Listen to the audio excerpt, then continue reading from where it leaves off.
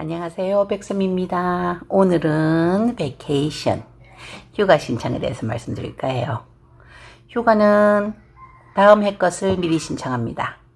올해 휴가는 모두 작년 가을에 신청한 것입니다.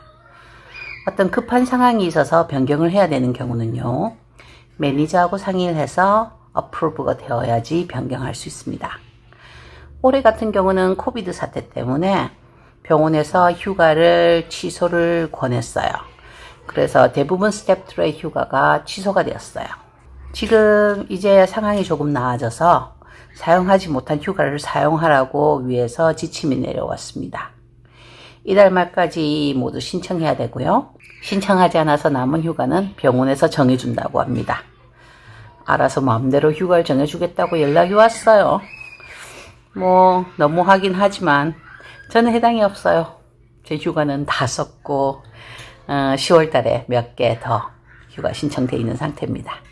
전 원래 2월 말부터 4월까지 2달 동안 휴가를 신청해서 다 어프로브가 되었는데, 원래는 한국에 작은 딸하고 갈 예정이라서 비행기표도 다 끊고 쓸 돈도 다 보내놨는데 못 가게 돼서 다 취소했어요.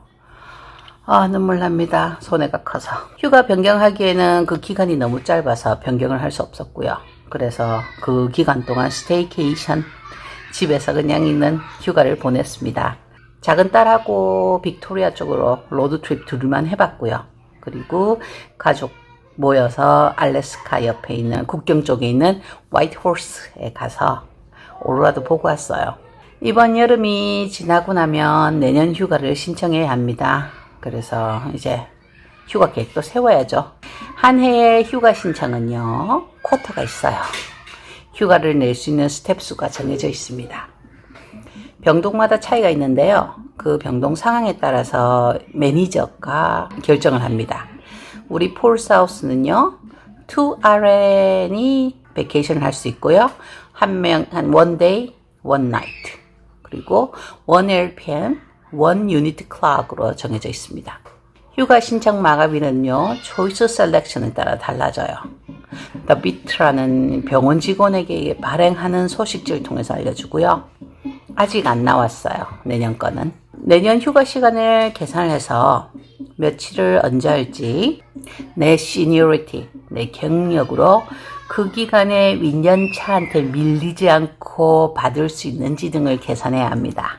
여름 휴가철이나 크리스마스 등 남들이 놀 때 휴가를 받으려면 엄청 눈치 싸움을 해야 돼요.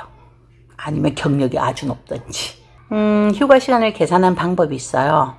풀타임의 경우는요, 7월부터 12월까지 일한 시간을 기준으로 대략 계산을 합니다. 정확한 휴가 시간은 다음 해 7월까지, 7월부터 7월까지 1년 동안 근무한 시간을 계산해서 주어지고요. 시니어리티에 따라서요, 적립되는 퍼센트가 증가합니다. 파트타임은요, 파트타임으로 정해진 근무를 한 것에 따라 적립된 시간만큼 줍니다.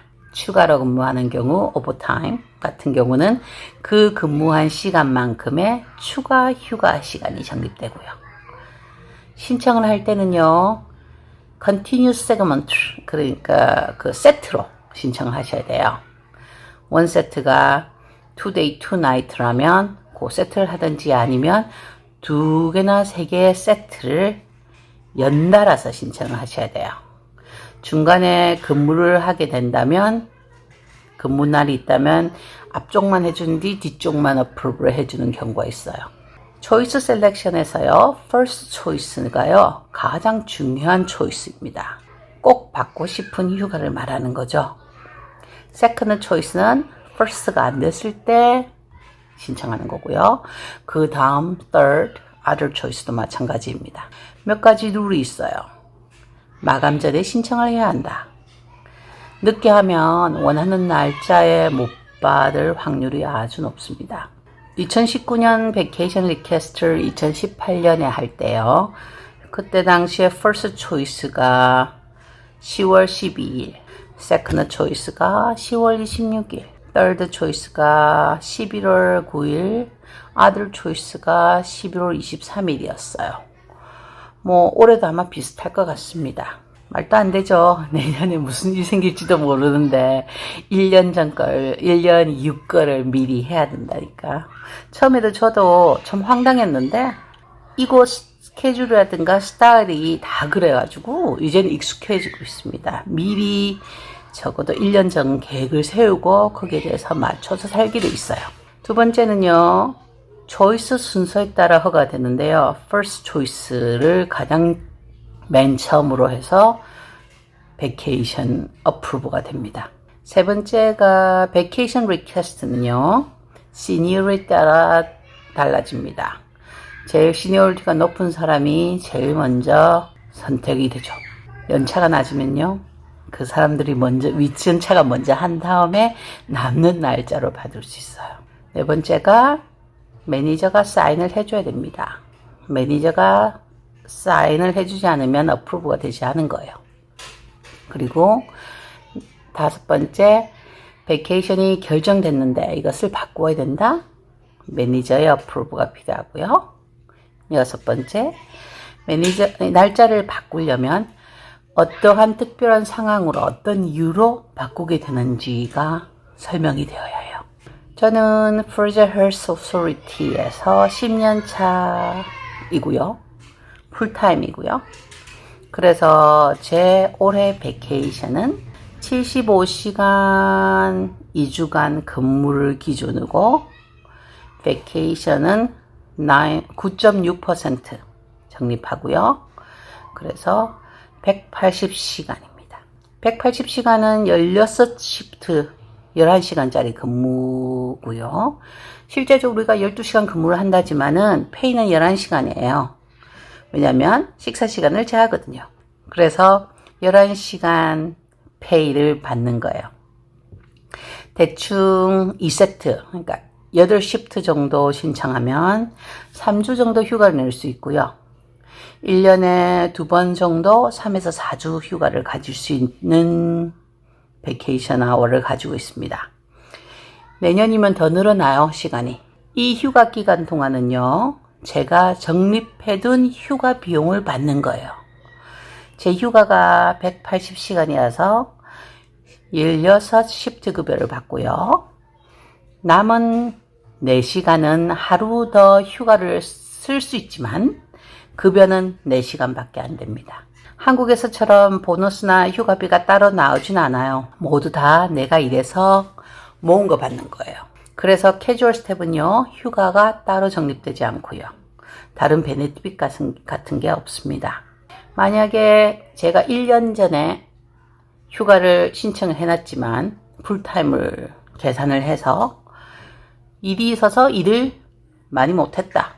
그러면 적립된 게 180시간이 안 된다면 휴가는 그대로 할 수 있어요. 하지만 돈은 없는 거예요. 못 받고 휴가를 보낼 수도 있어요. 만약 휴가날 오버타임을 픽업해서 일한다면 풀타임인 경우 그날은 오버타임으로 시간당 수당이 2배가 돼요. 그리고 휴가급여 11시간을 적립한 걸 받기 때문에 3배입니다. 쏠쏠하죠? 그런데 그 날짜 맞추는 게 쉽지가 않아요. 휴가를 어떤 기간에 가야만 한다면 도저히 쿼터도 안 되고 시니어리티에 밀려서 안 되는 경우는 스왑을 합니다. 바꾸는 거죠. 코워커랑. 한 라인을 잡으면요. 일을 하면 몇 년이고 그 스케줄이 정해져 있어요.